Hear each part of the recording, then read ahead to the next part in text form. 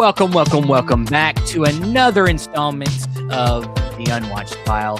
I'm Stephen Billings. With me, as always, is Andrew Cabral. We're back to talk about movies that have been wasting away in our collections. Not true. Sometimes they are. Sometimes they're ones we just recently bought and we're like, I really want to watch this, so I'm going to go ahead and watch it. But yeah, this show, the Unwatched File, is about watching them unwatched movies in your collection, coming on here, giving our first impressions, and then going back into the collection and saying, hey, what would pair nicely with this movie I just watched? That's always fun. Yeah. Andrew, how you doing? Doing good. Yeah, we are back here once again. I feel like we were just here, 2 weeks ago, doing another episode of Watch Pile? Last time we were here. Ironically so, at the time, I had done a movie of a person that we wanted to talk about in length in the second half of this episode. And that's just coincidence because, you were just... coincidence. Yeah, you were like, I haven't seen Pale, the Pale Rider. What was the one you watched? That was it, Pale, right? It was Pale Rider. Yeah, it was Pale Rider. Yeah, I was for some reason I was blanking. But yeah, we talked. Andrew's first time watch last episode was Pale Rider, Clint Eastwood, and now we're going pretty Clint Eastwood heavy tonight. I decided to direct my first time watch at Clint Eastwood as well this week, but then we had a last minute cancellation on our guest, so now our second half, it's going to just be Clint Eastwood talk. We're going to talk about the legacy of Clint Eastwood. He just recently, or his son officially, because, Clint, he's too proud. He doesn't want to say he's retiring. But his son came out and said he's finally retiring at 96 years old. Also, Clint Eastwood, I don't think he does social media. No, I doubt that. Yeah, I think there is a Clint Eastwood Twitter account, but I'm pretty sure it's probably done by somebody like a publicist person or a PR person or something like that. Yeah. Because I remember about a year ago when Pale Rider and Dirty Harry was getting 4K releases, they would tease it through this Twitter account, and I'm pretty sure it was somebody. He's probably paying somebody to do a social media. Yeah, coincidentally, like I said, Pale Rider I had not seen, and then it was a couple of days later, it was kind of announced through his son right after his 96th birthday, actually, that he is retiring from directing.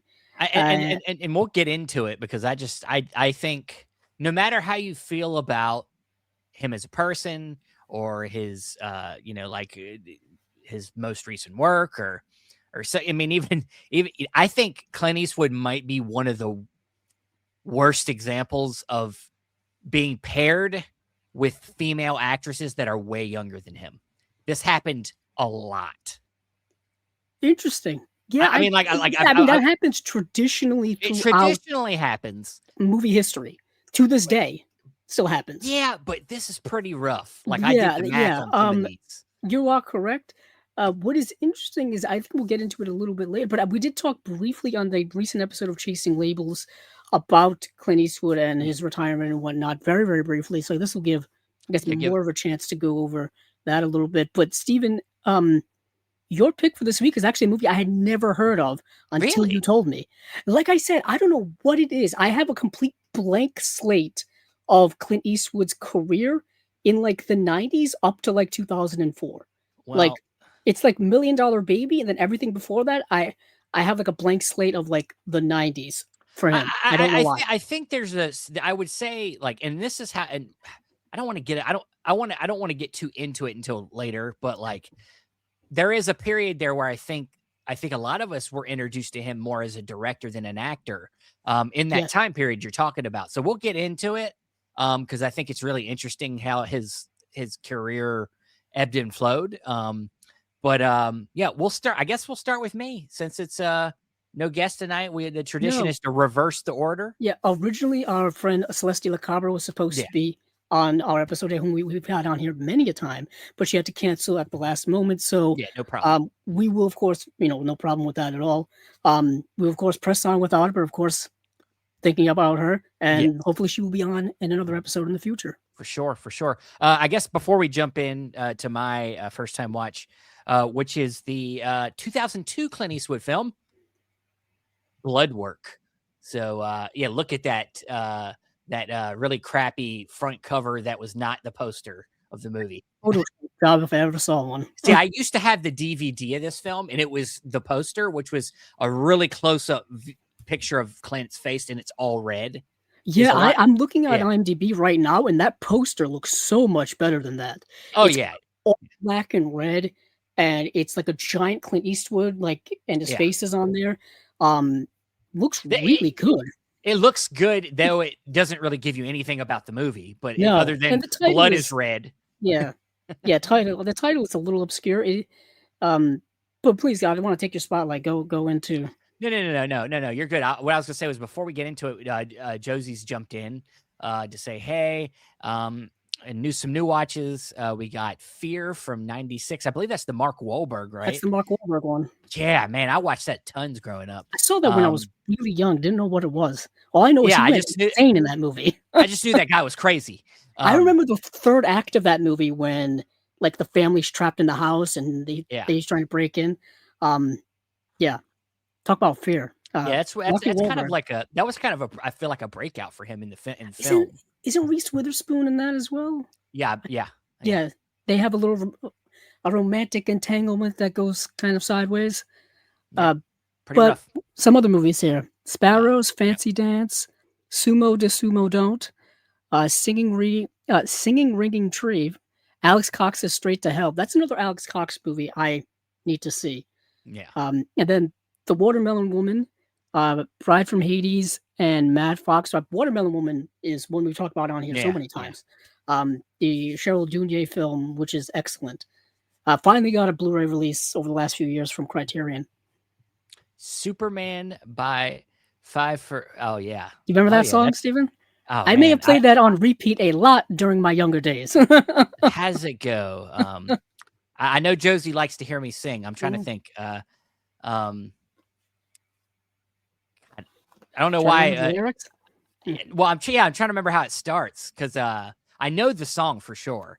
But every time I try to think of Superman, I think of Kryptonite. Yeah, I think of Three Doors Down. That's the Three Doors Down. But that song, that Superman for Five for Fighting, is most probably closely associated with the show Smallville because they played on there during one episode. Yep. And of course, Superman, Smallville, they go hand in hand. I listened to that on repeat quite a few times when I was younger. And then she talks about the movie Backrooms, which is another one that's like this indie horror hit lately. I mean, we talked about Obsession last time, and now we're back 2 weeks later with another one in Backrooms, which is insane. I almost thought we should do like what we did last time. I was like, nah, I don't want to do back-to-back weeks of like, let's talk about the newest indie or horror hit. Like, what's going to be the next hit we have to talk about? Yeah. But we could briefly talk about it. Like, I think me and Andrew haven't talked about this together yet. But like, I really liked Backrooms. I think I liked Obsession a little more. Backrooms is really ambitious, I think, especially for the filmmaker at his age. And I think there's a lot there to pull out, and even for repeat watchings. But I do think if I had to give it any like negative, I would say that the characters are a little bit underdeveloped. I would say thinly and ambiguously written. I mean, you could for sure try to take something from. There's nothing wrong with like we're all about like letting the audience come up with like their own thing, but like there is a line there, and I think he was trying to keep the movie very ambiguous as the Backrooms are, but I think the characters were just a little thin, especially the psychiatrist. Like we get flashes to our past, but that's about it. Like we just get some visual, and you know what? Film is visual. Maybe I'll feel differently after another watch or two, but like, I feel like this movie needs at least a second watch. Yeah, for sure. Obsession is a little more. It's straightforward, and things are laid out for us in an easier way to digest. Backrooms is like on the other end of the spectrum. Excuse me. Where I actually talked about it a little bit with Tony on this previous episode of Chasing Labels, the most recent one, because he hadn't seen either of the movies. And so I was kind of just trying to like tell the audience that like if Obsession is like an Ari Aster film, Backrooms is like David Lynch. They're both in the umbrella of surrealism, but they're on different areas of the surrealism, different parts of that spectrum. Sure. Backrooms is like a mystery wrapped in an enigma. It's I can't even like unwrap that movie. It was a lot to take. Yeah, I think the mystery definitely is what keeps people compelled about what it is. I think from what I can tell, um, the filmmaker's trying his best to not give too much away about what the backrooms really are, or Yeah, like what I mean. He's doing his best without not. He can't. He gave. If you've seen the shorts, he's given in the movie. He gives you the most he's ever given you about what the backrooms is and what's in the backrooms or what could be in the backrooms. But he still keeps it pretty mysterious at the end. Like I said, the only thing for me that was a little bit of an issue was that I didn't feel as connected to the characters as I wanted to be because I didn't feel like we got to know them enough. but I don't disagree with that because Yeah, once the kind of backrooms aspect of the movie backrooms takes over, yeah, the characters kind of disappear into the background, and the main portion of the movie, the main character of the movie becomes these back rooms. yeah, Like yeah, if they like swallow up the whole movie and swallow you as a viewer. Um and the movie kind of goes from there. It's yeah. what And a and I an and I, and, ambitious I, film. and yeah, and Josie sent me this message privately about like comparing it to like how that somewhere in there the themes of like consumerism and like private equity, like how big corporations going in to buy up things to make them very corporate and standard and hollowed out. And that's what the backrooms kind of, even the corporation in the back rooms that we meet is trying to turn the place into a place for space and a Yeah. way to make money off of it.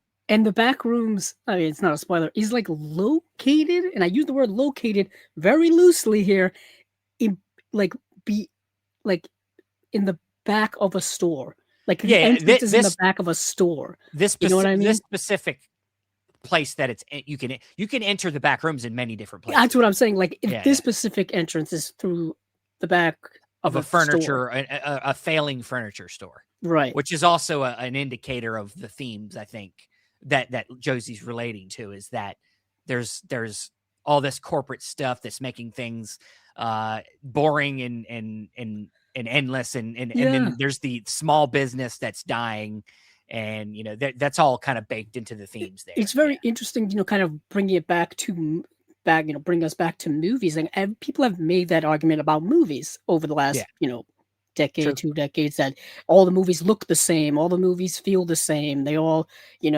CGI all looks the same, all looks bad. And you know what I mean? Cinematography, everything looks gray and washed out. There's no colors anymore. You know what I mean? Everything is, just like commodified, if you will. Like everything is like put through a machine, and it's like there's the next one, there's the next one, there's the next one. Especially Yeah. franchise movies, they try to all look similar to one another in order to connect with one another. That's an argument I've seen many people make over the years. So it's interesting that we're us tonight are kind of going back into two different types of filmmakers who have a different aesthetics. So their Yeah. movies are kind of rather unique. What's interesting to me is going back to Clint Eastwood. He's known for being incredibly machine-like in terms of his filmmaking. Yeah. Um, like he's notorious for doing like 1 to 2 takes and then moving on. It's notorious. There's Um, it, something very like endearing about that, but also like you're like they didn't give you a lot to work with. You sure you just want to get 2 takes? yeah, Like it's like yeah, it's a little bit of an old school way of filmmaking, kind of, because in the old school way of filmmaking, when you were shooting on film, gigantic cameras, large sets, film is money, money is time, all this kind of stuff. It's like yeah, you want to get it.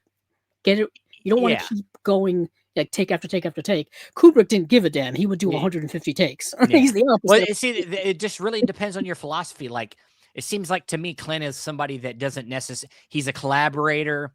He doesn't necessarily need to be that in control. So, like, he's letting the actors do their thing and he's taking what they give him. Yeah, it's like once he gets it, he gets it. He doesn't need Yeah. more than what he's looking But, for. but then you look at it like a Christopher Nolan, he's so precise. He plans out every shot. He's not going to leave it to chance. Somebody like Right. that, Right. So like it is and I think that probably he grew more into that as he got older. But he had a pretty successful career, so we'll get into it. But Yeah, so but I do want to transition back into Blood Work because yeah, this movie I think is unfortunate that it comes out before like one of his biggest well-known movies that he directed in Million Dollar Baby. Like it's the one he did right beforehand. So yeah, perhaps that's why, I didn't know about it. yeah. So yeah, Blood Work, 2002. It's directed by Clint Eastwood. He did not write this one. He's producer. Also stars in this, and he plays a an FBI agent who is kind of like an investigator. Serial killers, people like that. And at the beginning of the story, he's investigating a particular killer who's kind of calling him out. So there's like a connection there. And then in pursuit of said killer, he has a heart attack. And so then, and this is all in the first scene of the movie. This is kind of the setup. So I'm not really spoiling it. And then from there, he gets a heart transplant, and then it goes like a couple years later, and then the story picks up. And I don't want to give away some of the links to the other characters, but he gets put back on the trail of the killer again and has to kind of prove himself, along the way, prove that he can still do it. And then there's some other characters that he has interesting relationships with. Yeah. I'll just say it that stay to there. But yeah. So I've had this in my collection for a while. Kind of just one that, I was because I've said this before, like my grandfather was a big Clint Eastwood fan. So I kind of picked up on Clint Eastwood very early in my life and really just want to collect all of his stuff. So I have had this and just never have gotten around to watching it. It probably partly because it's not considered to be one of his better movies, just based off of reading other people's reviews. So it's been kind of like lagging. I'll say that I would agree. This is not one of his better movies. It's like a 2.5, 3-star movie. It's not great. I'll say the best parts of the movie are probably filmmaking. The directing is fine. It's fine. I don't know. It's hard. It's hard to say anything stands out as being exceptional in the movie. It's very like neutral. Like it's very it feels like Clint Eastwood on relative cruise control. It's like him doing Dirty Harry, but it's not as good as Dirty Harry. You know what I mean? Because it's that same type of like gritty cop character guy. You know what I mean? And the concept, I'm gonna look at the back of this, because do you think that giving away whose heart this is? I think I can probably like sum it up a little bit. So, like you say, like he gets a heart transplant, and he obviously now he can't be a cop anymore, can't be a detective for the FBI. A detective like he was, yeah. But he gets pulled back into it because the sister of the person whose heart he's received wants him to investigate her death, her murder. And he initially doesn't want to get into it because obviously he's retired, old, et cetera, but he can't help it. He can't help it. Yeah, he feels gets an obligation. Himself involved in this investigation, and he goes back to his old connections, and then happenstance, like a Hitchcock or something like that. I think that this movie's kind of pulling a little bit from a Hitchcock style of storytelling, that his old case and this new case somehow connect. Yeah, right? And that's a revelation you get there after a lot of investigation that he does. Yeah. I'll say this: what is fascinating about the movie, the cast, you have Angelica Houston plays his ever concerning doctor in the movie because he is like 6 months removed from having a heart replacement surgery. Yeah, he's not supposed to be doing anything. No. Like he's lucky he's walking around at a relatively brisk pace. You know what I mean? Especially after any heart ailment that you have, you're not supposed to do anything at all. And he had a whole heart replacement transplant. So what's fascinating to me is that he's moving around in this movie pretty well. Yeah. And then Jeff Daniels is his neighbor. He lives on a boat. Yeah, they live in boat houses. And they like hang out together. And yeah, it's like I said, it's a rather even keel movie. It is based on a book of the same name called Bloodwork, written by Michael Connolly.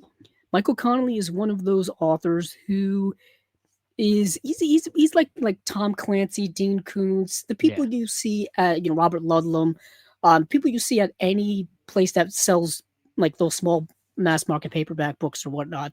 Um, pretty standard, if you will. But apparently, Clint Eastwood liked this book so much he immediately bought the rights to it to make it into a movie, and that's kind of Yeah. what we have. Yeah, And the concept that concept of as much as it's kind of fascinating, it's like one of them things is like how in the hell did that happen? Like that it's just it's so convenient. And obviously the story kind of makes it it's not as convenient as the story. But I think that our villain of the story is probably like what really sinks this. I think a lot. yeah, Is there that is a third act reveal of who it is, and quite honestly, it's you pretty could have obvious. guessed it. I guessed it pretty much right away. It's one of Just them off things. of like I was like, oh, it's It's probably him. it's off of just of casting alone. You're just like, okay. Yeah, it's probably this person. But anywho, yeah, for me, it's so similar to some of his other previous roles that he's done in other movies and whatnot. Um, it does. I understand why he would want to take this role and do this role. Um, Even by this point in his career, he was looking quite elderly on screen. He was, I believe, 72. Yeah, yeah, He was makes sense. 72. And the female who he ends up eventually, the sister, who he eventually ends up having a love A of somewhat of a relationship. love, yeah, some of a love affair with. It's so full too. Oh, She is 44 in real life. That's okay. 72. That's rough. You think that's not so. That's I know 30, there's a lot of almost 30 years yeah, there's a difference. lot of discussion with age gap issues and whatnot in society today. If you just go online and whatnot, but at least they're both relative middle aged adults. They're Well, adults. I mean, I'm not saying yeah, that they can't do it if they don't want to, but I'm just saying like the they situation is also very forced, in my opinion. Like it is. I could see it coming a mile away, and I'm like, are they gonna do this? Is it gonna be that cliched? And indeed, That's it what's is. weird. But what's weird about it is it's like, dude, like this set feels so inappropriate. I know when you're in the middle of Not an even about the investigation here. age thing, not even about the investigation, but it's that you're supposed to be caring about finding your sister's killer, but you're wanting to hook up with the guy that has your sister's heart in. Like it's so weird. It And then, is. and then the kids like in the same room basically that they're in Yeah, when they're they on hook like a up. very small houseboat. Like Like this a thing isn't houseboat. like a I'm just like, yacht. It's this not a is cruise ship. like, what are we doing? This is so sleazy. Needless to Um, say, Clint Eastwood would go on to, I think, would go on after this to do other movies that way would more become acclaimed work. way more acclaimed films. Yeah. Which I will probably mention towards the second half of the episode. So interesting. You know what's crazy is I have a Clint Eastwood section in my collection. Of So course I'm you do. going to have to get this movie eventually, and luckily, it is actually very cheap. You can find this movie on Blu-ray for like $8 to $8. $9, Yeah. which is kind of good. A bit of an older Blu-ray release, I believe, from Warner Brothers. I think came out in like 2000 something, You 2012. don't need a 4K of this one. It'll Yeah, look I fine. don't see this one getting a 4K bump. There are other ones in his filmography that probably still need 4K bumps more so than this one does. I could see that we've seen Clint Eastwood collections come out over the years, and I could see more newer ones coming out. I mean, Warner What's interesting, Brothers. I don't ever see that movie in any of those collections. Oh, they're not. No, they're this and a few other ones like Absolute Power is another Mm. one that's like nobody talks about. I have that one as well. It needs to be watched, and it's yeah. There's some ones scattered through the years. Yeah, a lot of his movies would end up in a lot of those Blu-rays would end up in bargain bins when Walmart and Best Buy had bargain bins. Like Yeah, a lot of his stuff from the 80s and 90s. But but you mentioned Absolute Power. That was in there all the time for oh like yeah, $7.99, for sure. $5.99, something like that. It was always super, super cheap. Yeah, They probably just made so many copies of those they had to get rid of them at some point. You can still find them for relatively cheap if you want to bolster up your Clint Eastwood collection and whatnot. for I sure. don't know if you want to transition to my movie. No, I was gonna say Because yeah. it's Let's get into it, massively man. different in every way, shape, or form. Yep. so, about a year ago, I started buying the A24 releases of a lot of the A24 movies. Initially, these first these came out as website exclusives, but then they started releasing them actually in stores. They started selling them at Walmart, at Barnes and Noble, and those are typically the two places you can find these at now. And I bought the Luca Guadagnino movie Queer on Blu-ray. It's only available on Blu-ray. Which movie they put on Blu-ray, which movie they decide to put in 4K, I don't understand the rationale behind it. Yeah. But this movie only got a Blu-ray release.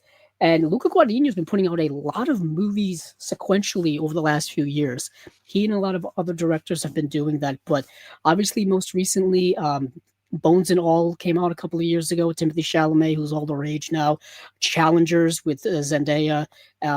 She's also a big star now. Coincidentally, they're both in Dune. Interesting how that works. This movie, Queer. Of course, he did a remake of Suspiria a few years ago with Dakota Johnson. That movie's gotten a couple of releases. But of course, the movie that really put him on the map and put him on everybody's kind of radar was Call Me by Your Name. Yep. Call Me by Your Name with Timothy Chalamet as well. And this film here stars Daniel Craig, and this is based off of a novella by William S. Burroughs, I think from 1951, 1953, around there. It was like his second published work. And this is a movie that takes place predominantly in Mexico City in the early 1950s, centered around the character of William Lee, portrayed by Daniel Craig. And William Lee is basically a stand-in pseudonym, literally a pseudonym for William Burroughs. And so it's kind of it's a William Burroughs story, if you will, but just, done so with someone standing in for him. We've seen that happen in movies many, many a time. And this movie is essentially about an expatriate, someone who is from the United States or from some other country and is now residing in another country for various reasons. I think in this case here, they don't really hint on it a bit much, but I think it has some legal reasons why he ran away from the United States and is residing in Mexico City. But Daniel Craig's character is living there, and he's got a lot of issues. Typically dealing with substance abuse, which is straight out of William Burroughs' life. Things like drugs and alcohol and stuff like that, and of course complications ensue because of those vices. And he's also, as the title of the movie says, queer. So he is sleeping with a random attractive looking young men. And one day he comes across one that he becomes particularly infatuated with, infatuated to the point where he's going around and looking for this person. And in his mind, it's like, is this person real? Is this not person real? Is this a dream? This whole movie is kind of like that, if you will, because drugs are utilized so much in the movie. You yourself will have to question whether what is real and what is not. The movie kind of plays on the whole idea of the unreliable narrator trope that we've seen in books and movies and stuff, because we're only really getting events from the perspective of the Daniel Craig character. And he is kind of just, I would say, wasting away his life, but he's kind of meandering through his life. He has a few friends that are also kind of expatriates hanging out down there in Mexico City, that are philandering around with men and whatnot, and drinking and doing drugs and having a good time. And his life is kind of just wasting away, if you will. And he's just, how do I say this?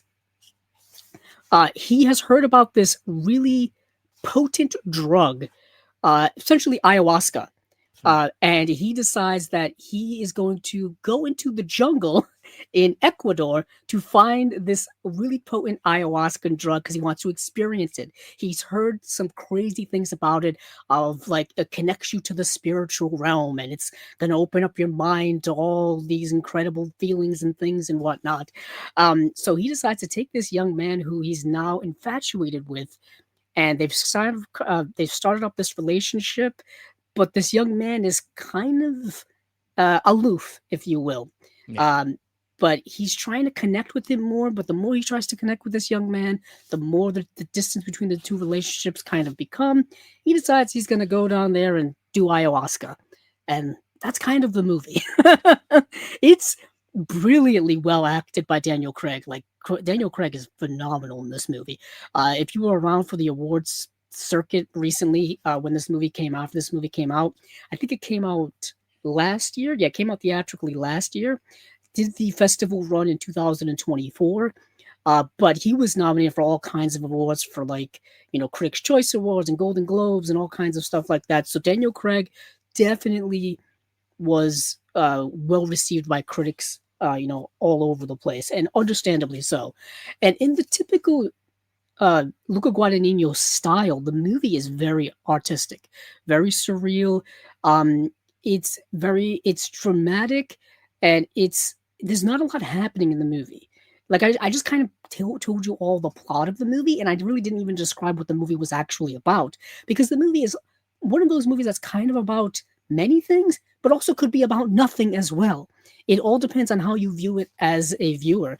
Many would describe this movie as boring. I found it endlessly fascinating just from a character study perspective and just a filmmaking perspective. I thought it was really just phenomenal in that regard. But yeah, I had waited about a year to see it. I don't know why. And I know there's another Luca Guadagnino movie that actually doesn't have a physical media release at all right now.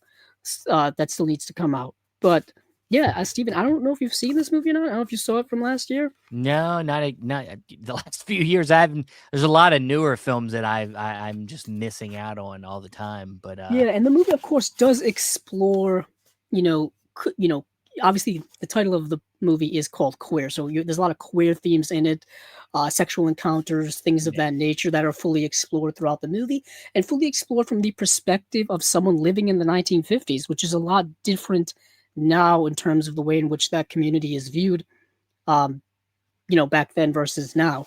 And it's interesting the way in which you see the world from that person's perspective of that time, having to be not so much closeted, but cautious about the exploration of those things. That's another aspect of this movie as well.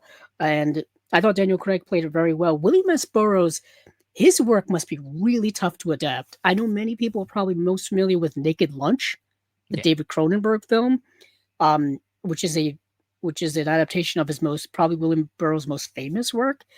And that movie, even though it's an adaptation, is probably not even close to what the actual book is about. that's how unique William Burroughs' work is. But yeah, that's the movie Queer. I'm glad I finally got to watch it, and I understand all the praise that Daniel Craig got for it. And when the movie gets surreal, it gets very surreal, and like disturbingly so. Like there are sequences in the movie that will um disturb many people, like really make people very uncomfortable. And I was thinking to myself, that's not typically what Luca Guadagnino does as a filmmaker, get really surreal. But then I remembered that he did Suspiria, I and was gonna then say that makes a lot of Suspiria. sense. Yeah, yeah. That makes more sense. All right. Well, Yeah, I guess I'll get a better idea based off of your pairing, if it's yeah. something I'll enjoy or not. But we'll head back to me. I didn't want to get, especially since we're kind of celebrating Clint tonight. I didn't want to get too far away from Clint. I want to stay in his ballpark. So I'm usually like way more focused on themes and want to try to pick something really different and interesting, but also pairs well with the movie. But I decided to keep it kind of simple, and I wanted to pick a better version of the movie that we got. So like we started our double feature with Bloodwork, and you're like, that's the B movie. The A movie version of Bloodwork that Clint has done, I think, is In the Line of Fire. Oh, Um, Similarly, Clint's playing a federal agent.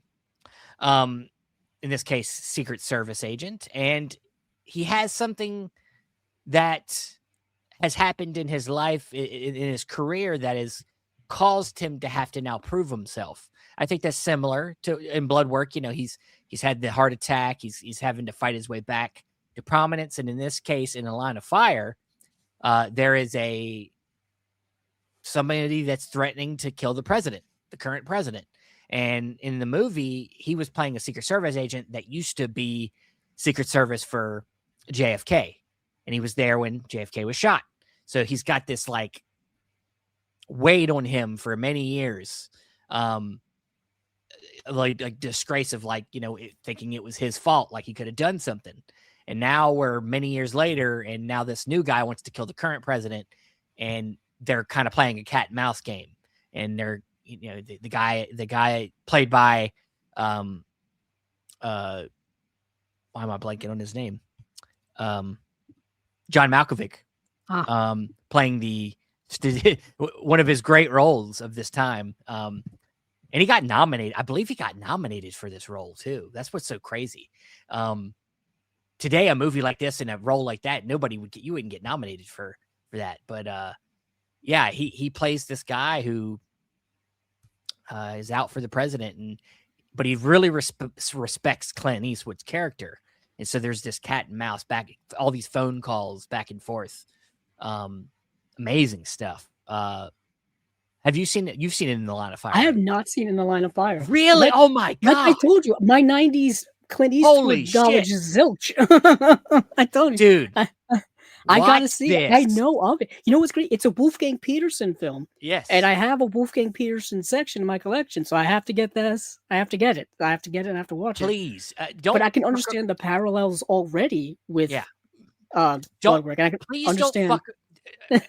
Promise me you're not going to fuck around like you did with Afterlife and wait forever to try to watch this movie. No, probably not. I'll probably get this damn movie. I know, and that's another Blu-ray that's like dirt cheap too. It is. Well, there's a 4K out there now. Oh, is there already? Yeah, there's a 4K. Yeah.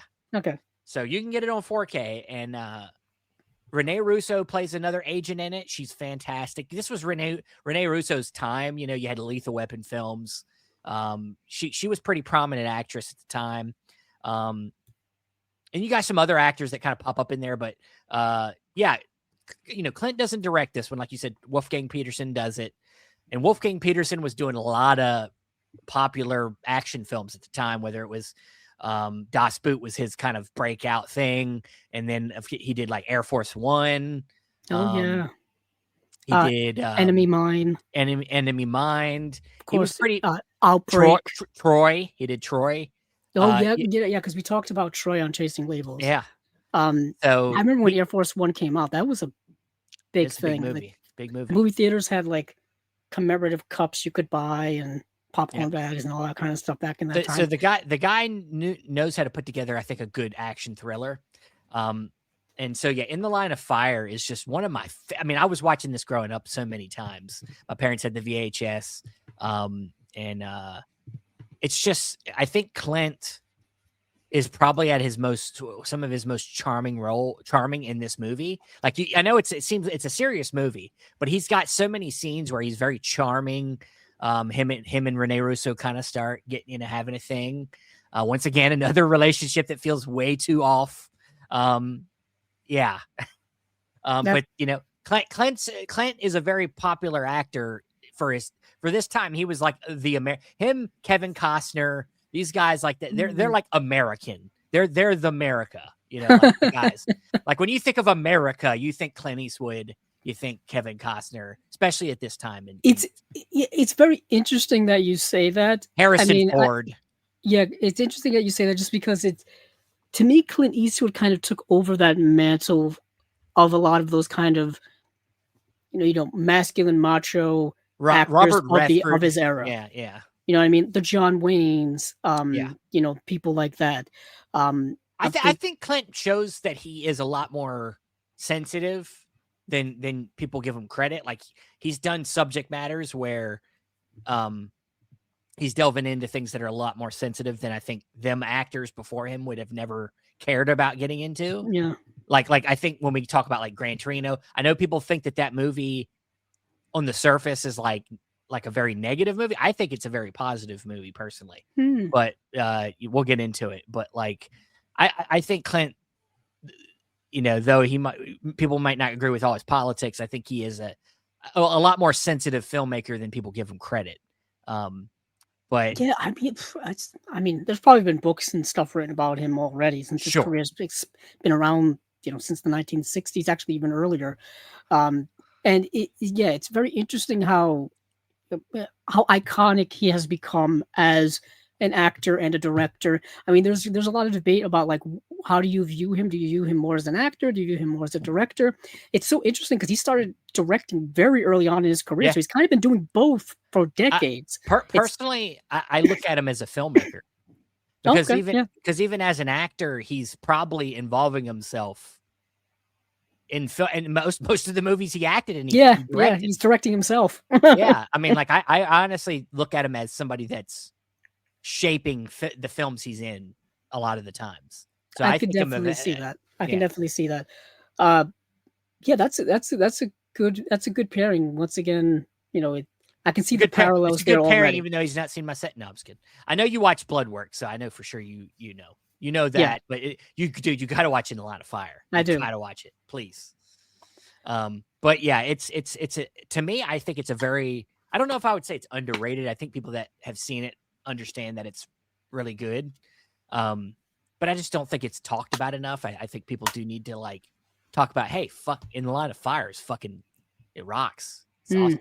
Yeah. Came out in 1993. Yep. If I do recall. Which is that's what 33 years ago now. Quite a time. Clint was in his 70s doing this movie. Yeah. Yeah, I He was guess 72 years old. I thought that you said that was for Blood Work, so he must have been younger. No, 72. Yeah. So then he was in his 60s doing this movie. Yeah. Yes. 64. Yeah. He did just turn 96, if you can believe it. Dude, for my pairing up, this was the dude's iconic. He won't die. He just keeps going on. I'm not saying I want him to die, but he keeps going, man. We talked on Chasing Labels about how his last movie that he directed, Juror Number 2, got such a bad rollout from Warner Brothers in terms of theatrical exhibition, and they kind of just, basically just dumped it out there, and which was bad. Tony and I both kind of baffled by it because his most recent work was pretty well received box office wise and well received theatrically. Like people would still go to the movies to see a Clint Eastwood movie. There's a demographic for that still. Sure, yeah. And so I was just completely baffled by that. But my pairing, let's get to your pairing, please. Get to my pairing. It wasn't that it was tough that there were a lack of options. It was that which one would I pick and which way would I connect it? Yeah. My initial thought, and this is kind of the one I'm going to go back to. I had some other ones here, but I do want to explain my rationale behind it. I'm going to go with Eternal Sunshine of the Spotless Mind.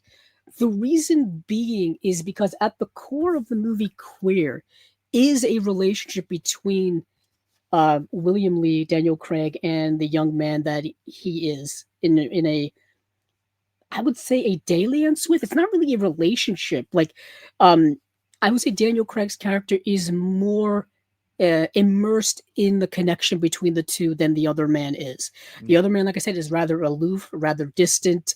Like he doesn't even the young man that he is involved with in here. I say young man as if he's not somebody in his 20s. It is. It's not like one of those relationships.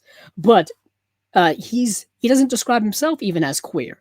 Like he's just kind of open and free, and he's kind of more so, he's different on the LGBTQ type of spectrum. And while Daniel Craig's character is kind of firmly, I'm queer, I'm gay, are you like me? And the other young man and the person that he's with is like doesn't really define himself by any distinct definition. But Daniel Craig's character is so infatuated by him. He's trying to connect with him. He's trying to bring this relationship to a more emotional level. Does it happen? You'll have to decide after watching the movie.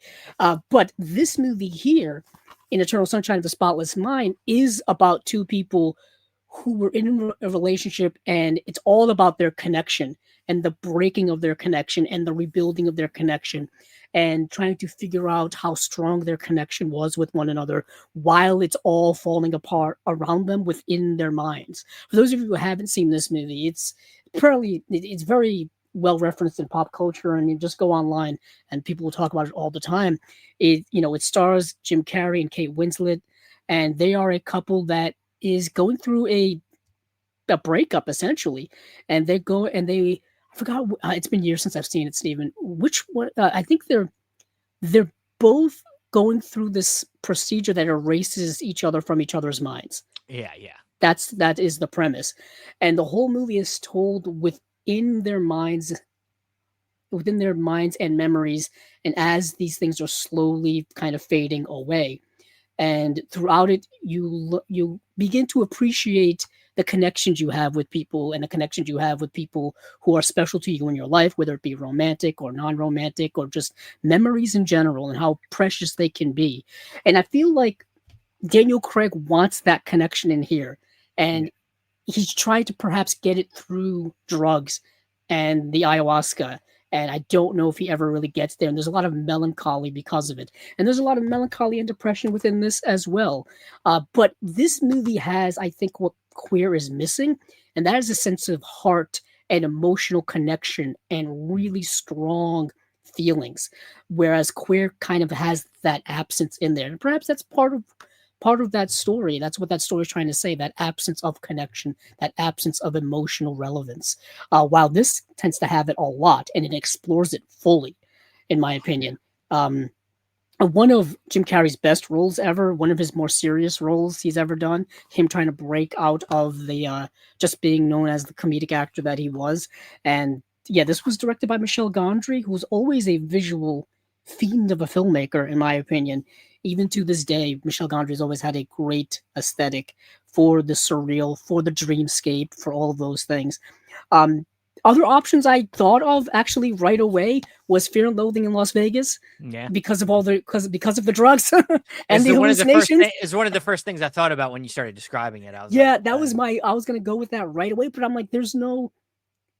It's missing something that I think is key to the Queer movie, which is that search for emotional connection yeah, yeah, between two people. And then I was also thinking of Brokeback Mountain because yeah, of the queer relationship, because of the distance that is also between these two characters, where one is more kind of fully committed to this relationship and one is not. I mean, there's a very famous scene between Heath Ledger and Jake Gyllenhaal that addresses that directly in the movie. You've probably seen that clip online on TikTok or Instagram Reels or Twitter or whatever.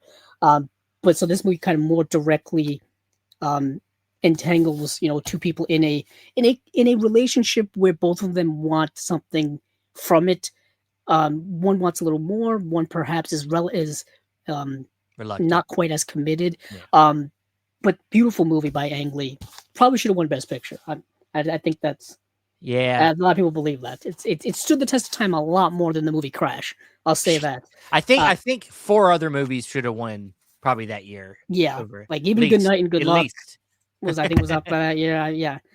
So that was my pairing with Queer and Eternal Sunshine of the Spotless Cool. Mind. Well, yeah. I mean, the way you described it, I think I can say that I could see why you liked Queer, because I know you're very much into the melancholy type of movies. You like movies Mm. that are melancholic, and I know you like surreal stuff. I do So like, and I like Luca Guadagnino as a director. There is yeah, actually like a whole 35-minute making of on here that talks with him and a bunch of the other people, and his process about making of the movie I thought was incredibly ingenious. yeah, Just the way in which he kind of wanted to explore these things, and just the production as well. I don't think there's been a Luca Guadagnino movie I've seen so far that I haven't really liked. yeah. Uh, yeah, I haven't Cool. seen his newest one though. So Yeah, I haven't seen that one yet. Uh, cool. but yeah, that's my pairings. Awesome. Shall we transition to now talking more about Clint Eastwood, as if this Let's hasn't been centered around him already? Yeah, I know. Let's talk some more Eastwood. So yeah, we just want to spend a little time tonight exploring his career. Maybe ask some questions about like how we perceive Clint now that he's decided to, hang it up, and do we look at him as a guy that made westerns? Do we look at him as like you said, is he a filmmaker? Is he an actor? Um, yeah, let's kind of start there. Like when you think about Clint Eastwood, what of his career do you think? How do you think about him when you think of his career? What's the iconic? What team jersey is going to be on his Hall of Fame thing? That like his jersey, like what part of that is going to be there? It's tough because I want to put my bias aside of how I was introduced to Clint Eastwood, um, and I want to look more so at like the iconography of him. To me, westerns is really where he got his claim to fame. Sure. I mean, the spaghetti westerns. Yeah, I know. A Fistful of Dollars for a Few Dollars More, and Good, the Bad, and the Ugly. Obviously, is where Got people him all know him here. the most. I mean, Yeah, you got him too. it's there's a reason why those movies are probably some of the most reissued movies on physical media, Yep. whether it be Blu-rays, DVDs, 4Ks, you name it, they've done it. These movies gotten Yep. so many releases over time, and it's there's a reason why they're first of all they're so good. Sergio Leone, absolute legend, and just master craftsman of a filmmaker, and that obviously that leads to that. But then there's also the mystique of the man with no name and what Clint brought to that character, his stoicism, but also his quiet confidence and coolness as well. Um, there's a lot that he's doing with that character while doing so little at the same time. Yeah. That he brought, and he would take that style of acting and I think adapt it into other genres that he would work in. Sure. You know what I For mean? sure. Yeah. Like the Dirty Harry character is very similar to the Man with No Name. Maybe a little more charisma because he's more of a badass and whatnot. He's talking a little bit more, but he would definitely take that and move that onward. So I like Western for me, and even when he started out directing like High Plains Drifter and Outlaw Josie Wales, so he Yeah. stuck within that genre, and then that propelled him, forward. Uh, but Stephen, you said that you kind of view him as a director more so than an actor.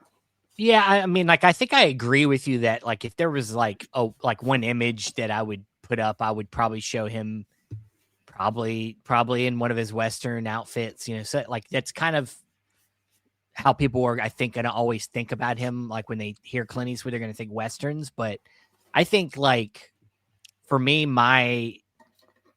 through my grandfather, yeah, Westerns.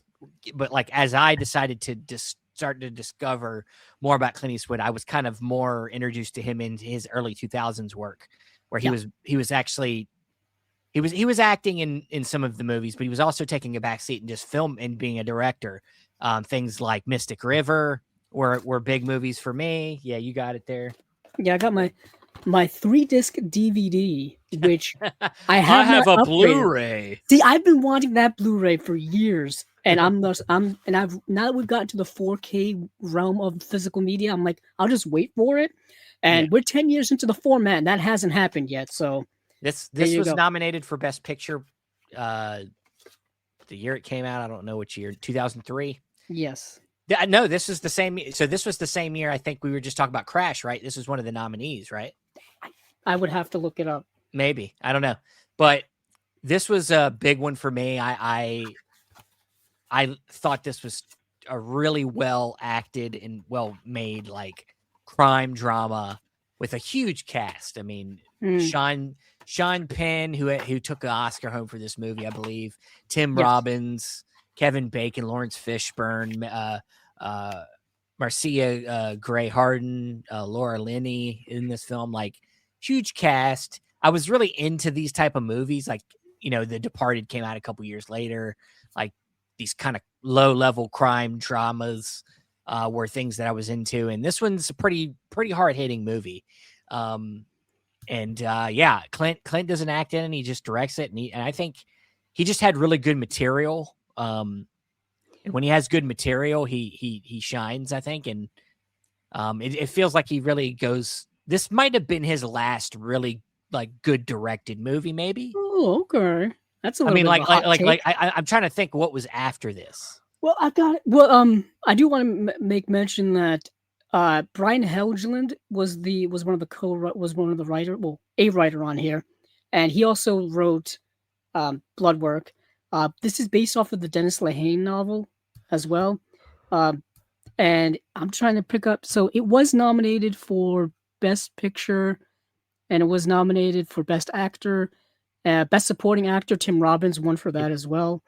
It was nominated for Best Actress in a Supporting Role for Marcia Gay Harden, and Clint was nominated, and it was nominated for Best Writing as well. And so this was the movie. is, And this was the movie he did right after Bloodwork. Yeah, and this is Yeah. the movie he did right before Million Dollar Baby, if my memory Yeah. is I mean, correct. look. I like Million Dollar Baby. It won Best Picture. I think Mystic River's a better movie. So Um, so this movie's set in Boston, and since I live an yeah, hour south of Boston, the people here love this movie more than yeah, everything. yeah. Geography does matter a lot when it comes to movies you may love. This movie very much is like the place as a character kind of thing. I Yes, think. I Yeah. mean, because it takes place on the mean streets of Boston, and everybody's got the accents. There's a reason why. Oh, what's that movie? That Troy Duffy movie. Why am I blanking on it? Um. Oh my goodness, why am I Yeah. I blanking on don't. it? Uh, it's the one. It's the only two movies he ever directed were these two movies. Um. Oh wow. Let me look it up. Hold on. But uh, yeah, Mystic River has a pretty great. Boondock Saints. Oh, That's the okay. one. So the reason why Boondock Saints is so popular is because it takes place in like Yeah. Boston, and people love that stuff. The movie's, in my opinion, is not too amazing, but whatever. Uh, but yeah, stacked cast. Like I said, I've wanted the Blu-ray for years. The only reason why I've got this 3-disc DVD is because it comes with a CD soundtrack for the movie, which Yeah. was kind of a rare thing for DVDs back in the day for that to happen. Uh, I remember when I bought this. I bought this at an FYE used, I believe, and this was before obviously the Blu-ray had come out and whatnot. And it's a movie I've seen several times. It's a hard, impacting, like sad movie. It It's a really sad is. movie. It's pretty. Yeah, It's but pretty rough. as you Yeah. were saying, movies that came out after that, though, No, I mean, um, look.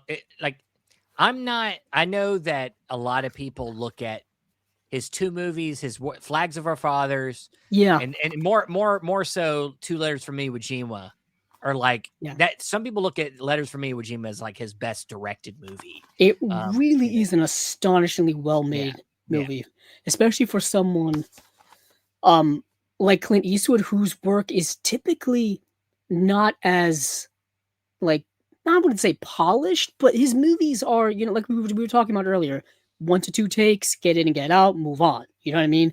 This movie has a sense of grandiose yeah, aspect to it that his other movies kind of don't really have. His movies are typically down and gritty, typically, street level type of stuff. This is like not only is this a World War II movie, so you get the sense of the epic scope of warfare and things like that, but it's also very like personal as well.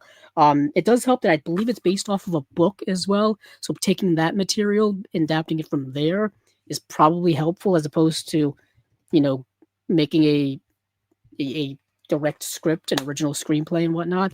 It's Yeah, it's really great. And these movies are like two sides of the same coin. yeah, I did want to mention that. They're two sides of the same coin. They both have to deal with the Battle of Iwo Jima during World War II. One is basically from the American perspective, and one is from the Japanese perspective. Both based off of books. I actually read this book in high school, and was delighted when this movie came out. I had it on DVD. I have it on Blu-ray. And then it wasn't until years later I saw Letters from Iwo Jima because I heard the same thing you said. yeah. That it was better than this and one of Clint Eastwood's favorite. The ending of this movie is actually spoiled for me in a like documentary about like the history of Warner Brothers that Clint Eastwood actually narrated, called, I think it's Remember This or something like that. And I watched the documentary, and that's the one thing about watching those documentaries about studios. They will spoil movies for you, and they Yeah. don't care about it. And they Yeah. spoiled the end of this movie They for assume you me. care about the legacy of the studio and all Yeah, their movies. and You know. but it's still a great, great movie. And he's Yeah. done some other things after, like Changeling with Angelina Jolie. Yeah, I think so. I I think a lot of his stuff after like in there, like I think the big highlight is Gran Torino. Oh yeah, I I think remember when Gran that came out, Torino. 2008, right? Yeah, I that was a big movie. Like I was working at the movie theater when this movie came out, and it was a big movie. Like it made tons of money. And this Ironically, and this was and it was yeah, being advertised as his last that's what I was acting just gonna role. say. Yeah. It was gonna be his last movie. Well, Needless to say, it wasn't, his last acting movie. and it But wasn't. and it wasn't. He acted for another 15 years, Yeah. like more. Um, After that, he did Trouble with the Curve, uh, yeah, where yeah, he was a baseball scout. But Gran Torino, I do remember that that's how they marketed And, that. Like, and, come and see the legend in his last role. yeah, and I've seen a lot of people like give negative, like he's so racist in this movie. I was like, that's the fucking point. Like he's a racist guy, a guy that's like he he lived through the war. I believe he was in I don't I want to say he was in Vietnam. It might have been Korea. I think it was Korea. He was in Korea. So he's got like a very, obvious certain point of view. And the neighborhood he lives in is kind of being taken over by the type of ethnicity that he was in the war with. So like he's like got a very certain mindset towards them type of people. But then like his wife dies and then he like starts to like have more empathy for people and people that are around him that are of that ethnicity, and he just changes. I mean, I'm not saying that it makes him a good person, but he decides to make better choices, Hmm. and live by live by a better example. And I think it's a sweet movie. I know people make fun of I even make fun of it. I make fun of the song that because he does a song in this movie and he sings it, and it's kind of like Torino. I really it's like why would you sing? And then people, of course, have went on to like make fun of "Get Off My Lawn." Yeah, Yeah, that's been parodied a lot. Um, yeah, along with Liam Neeson saying, "Taken," like "I will find you and I will get you." Like they were around the same time. It's yeah, like, yeah. interesting. Yeah, that's an interesting comparison because that I believe that came out around the same time or Yeah, not two too long two tough after. guy movies saying tough guy things, and they both got used in popular culture a lot after. Same. Very much so. And then yeah, because that was the era in which I was introduced to him was the 2000s, like you, Yeah, Stephen. yeah, Specifically when Million Dollar Baby hit and had all the critical acclaim, like and then stuff after like Changeling, Gran Torino. I remember when Invictus came out. yeah. I bought that I think right when it came out. That was about the South African rugby team. He was teaming back up with Morgan Freeman because Yep. Morgan Freeman he had acted in Million Dollar Baby, This and guy. then also in Unforgiven Yep. as well. Uh, then after that he started making movies that that was like when the downturn happened. I think Yeah, after that. I feel like he was like, I want to do things I'm interested in, but I don't, even if I don't have a good story to tell, Yeah, or so after that know, he did the movie Hereafter, which no one talks about. Which Steven, apparently you own. I have to, and now even with a slipcover, nicely yeah, done. look at that. So Hereafter had the unfortunate timing of coming out, I think, when the big tsunami in Southeast Asia hit, and the movie has a gigantic like tsunami in it. So the last thing anybody wanted to see was that, and yeah, so that It's time also out, just like a and then very just, J. Edgar, and yeah. people didn't really receive that well, although it was like, oh, Leonardo DiCaprio and Clint Eastwood are teaming up, Well, you know? Leonardo's. We know he's got like he's got to work with every great filmmaker. That's what he does. Yeah, I yeah, mean, he takes the notch on his belt. He's like, I work with Clint, whether the movie's good or not, I did it. And he moves on, and he sticks with the people that he does. Obviously, he does Scorsese all the time. That's his guy. But yeah. like, He worked with Quentin Tarantino, look at the movies Paul Thomas that Anderson, and Spielberg. He's worked with everybody. Spielberg. Yeah, That's his thing. That's his goal, is to work with every great filmmaker. I James think Cameron. just And work with Paul Thomas Anderson. yep. He just he Uh, does everybody. I So remember when J. Edgar came out, and I was excited for it because I'm a big history guy, and then yeah, everybody just kind of hated it. Um, People just hated that the makeup looked so bad, and it wasn't that good of a movie, and all this kind of stuff. And then Jersey Boys, yeah. which was I think an adaptation of the musical American Sniper. I saw that in the theater. I think that movie was a massive box office hit, It's a big like the box. biggest Sure. in his career ever. Yeah. And then after that, he did Sully and 1517 to Paris. I think is one of his worst, in Yeah. my I opinion. haven't seen it. But yeah, it's that's a movie where that whole 1 to 2 take thing doesn't quite work because he's dealing with non-actors. Yeah. You know what I mean? Because he actually, so the 1517 to Paris, he went and got the people who were actually involved in the event that occurred. the stopping of the terrorist attack on the train, Yeah. and he casted those people as themselves, and they're non-actors. So you need more than 2 takes when you're dealing with non-actors, and it kind of showed a little bit. But yeah, I remember going back early on in his career for me. Um, Outlaw Josie Wales is an all-time classic. I really like High Plains Drifter, and I don't think that movie gets enough love, in my Yeah. opinion. This is one that I like. It goes outside of Westerns, Escape from Alcatraz. Oh yeah, I was thinking of that one actually earlier. Yeah, it's a great, Yeah, I great gotta get prison that. film. This is a 4K from Keanu Lorber. Yeah, this is a good one. This is one I watched a lot. Ones that I need to get that I love, like I've talked about. I want to hear about Heartbreak Ridge is another one that I really liked. I watched a lot growing up.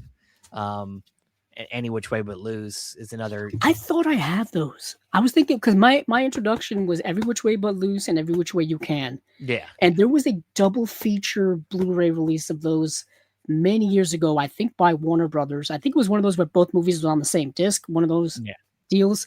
And I thought I had it, but I don't think I ever bought it. And it was always, like I said, in the bargain bin. Something I bought a few years ago, which I wish I waited for the 4K, was Play Misty for me. Because now there's a 4K of this from Kino. Yeah. And this is, I think, his first movie he directed. First directed film, yeah. 1971. Jessica Walter, who recently passed, is in this movie, and he plays a DJ, a disc jockey, a DJ on a radio station, and a fan becomes infatuated with him, portrayed by Jessica Walter, and something that is really apropos to this day when dealing with fandom and crazy fans and stalkers and stuff like that. This cover's pretty great. I've always really, really dug this movie. Yeah, I think some of his like not Western movies, especially of that time, need to get more love. Have a Hitchcock flavor to them as well. They're very pulpy. They're very pulpy and yeah. Oh, I mean, we didn't even talk about his most non-Western movie of his careers, which were Dirty Harry. They're Western by proxy almost, but he did what was it? 1, 2, 3, he did a whole bunch of them. 5 of these movies. Yeah. There were 5 of these movies that expanded from the early 1970s all the way to the late 1980s with the Deadpool, not to be confused with Deadpool.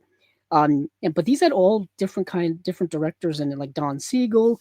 I think John Milius directed one of these as well. These have been released so many times over and over again, a la his spaghetti westerns. I don't know which collection you ended up getting, Stephen. I'll be honest. I think I only own Dirty Harry. I don't have any of them movies. See, I wanted to get all of them in one, and there was a big old deluxe DVD and Blu-ray that came out, a big old thick case that had all these discs. Plus, you would get like a fake badge, and you would get all kind of extra swag in it. And I never got that. But years later, they came out with the smaller, more standard version. That's what I ended up going with. And ironically, Dirty Harry has a 4K now as well. So look at me as them are ones that I gotta upgrade. Indeed, because I'm to be honest, I'm more like I said, I've been more focused on his later career, and I still need to see some of his movies. Like I haven't seen Cry Macho, the last acting movie he did. I've seen Richard Jewell. Did you see The Mule, where he is a drug mule having freeways with women in motels? Yeah, it was okay. People seem to like it more than I thought they should. I was like, it's nothing. It's not the best.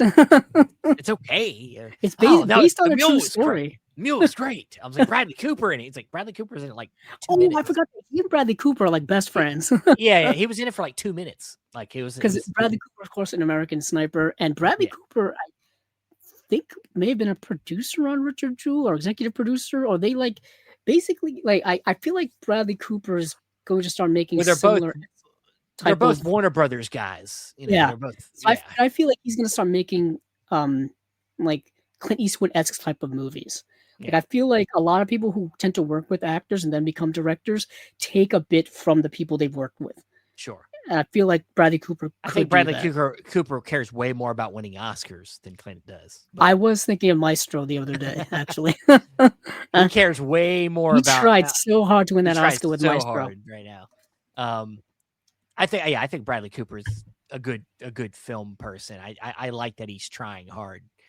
But I was very impressed with his version of A Star Is Born. I don't know if that's a oh, hot dude, take. that no, it's not. I love that Um, movie. I love I that was movie. blown away by, for a first-time director, of how well he directed that movie. Yeah, With a little bit of a rough type of style that he injected into the movie, I thought worked really well. yeah, Um, uh, yeah, I think it really. I was a big fan of that movie. yeah, There's been so many adaptations of that, and I think that that's one of the better ones. Um, yeah, maybe I'm a yeah. little bit biased because I really like No, Lady Gaga as an actress. Like, I feel for like she's sure. made the transition pretty well from being a musical artist to actress, and sometimes those transitions don't work out too well. Yeah, Um, but yeah, so many Clint Eastwood stuff we could talk about for sure. I mean, seemingly ever. like Um, Bridges to Madison County is not one I've seen, but I know a lot of people like it. And A Perfect World, when he did 93, is I have it, but I couldn't find it before this recording. Kevin Costner stars in it, and it's really good. It's kind of an underrated one of his, I think. Where like this Kevin Costner plays this like criminal who takes this kid hostage on the road. And Clint Eastwood plays a cop that's like on the trail. he loved playing a cop in movies. He loved it. He loved playing law enforcement. Yeah, Uh, yeah. it's I think it because I was. mean his Yeah, persona it just like you say, stoic. He's got that vibe. I mean, he's yeah, just definitely got that vibe. I mean, and we talked about Unforgiven a little bit when you yeah, whipped it out a little time ago, but this is the movie that I think really a lot of people go back to over and yeah, over again. Best Picture winner. It was one of the last great westerns of the genre, really, a genre that comes and goes every so often now. But one of the last true westerns from a bygone era is probably Unforgiven. I know there were other ones in the '90s too, like Wyatt Earp was I mean, another one. we've Wasn't it talked directed about by Kasdan? I think it was directed by yeah, I Kasdan. think so. Lawrence Kasdan, yeah, Tombstone, another one that yeah, came out and in the '90s. I love the remake of 310 to Yuma. That's very true. I think it's perfect. I From think it's 2007. yeah. Like I said, yeah. So it There comes, is and every definitely couple of years there's one that hits. yeah. Every once in a while, somebody does one, and it's like, oh God, why don't we doing more westerns? And it's like, well, they outdid them for a long time. They did them too much for a long time, and I mean, now you just mentioned Kevin Costner. He tried to he make an tried. epic western, and it pretty much fell apart. I Yeah, mean, it pretty much fell he was apart. supposed to do a 3-parter, and it didn't even get to We didn't get past one. one. The second one did screen at film festivals and people saw it, but it never got a theatrical release. Yeah, He's dealing with like a court case involving the first film. yeah, So that's part of the problem. that may have been the last gasp of the true Western genre as we know it. Yeah. I mean, Well, uh, that somebody will yeah, do I feel something like for somebody sure. will do it. I mean, but If in hey, terms of like trying to if get it Christopher back, Nolan wants to do one, it will yeah, happen. I mean, he's done all the other genres already. He's done sci-fi. I He's I doing epic now. I think Spielberg's doing a western. That's like It his next thing. is it? Yeah, it's like some kind of western, but like it's an adventure western or I something think like you're that. right Yeah. So because I he's was thinking working on something. because Yeah. Disclosure Day is supposed to come out what in the Co- next week or so. next Friday. Yeah. Yeah, and that's going to be his return to sci-fi. Not really Yeah. return, but you know what I'm saying.